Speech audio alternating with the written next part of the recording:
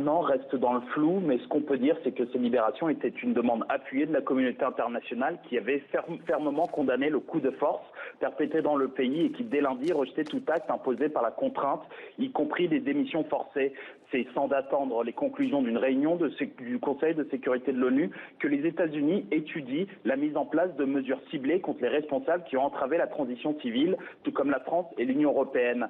Présent au Mali, une délégation d'une troïka composée des représentants de la communauté des États de l'Afrique de l'Ouest, la CEDEAO, de l'Union africaine et de l'ONU ont durant 2 jours tenté de trouver une issue à cette énième crise politique et institutionnelle. Goodluck Jonathan, le médiateur de la CEDEAO, a quitté le Mali très tôt ce matin sans aucune déclaration ni communiqué. Un rapport sera transmis au chef d'État de l'organisation sous-régionale avant la tenue d'un sommet extraordinaire déjà évoqué en coulisses. En août dernier, à la suite d'un autre coup d'État que vous avez rappelé en titre, la CEDEAO avait suspendu les échanges commerciaux et financiers entre le Mali et les autres pays membres et mis le pays sous embargo durant plus d'un mois. Dans les rues de Bamako, cette éventualité inquiète fortement tant elle avait asphyxié l'économie du pays. Et on a perdu la liaison.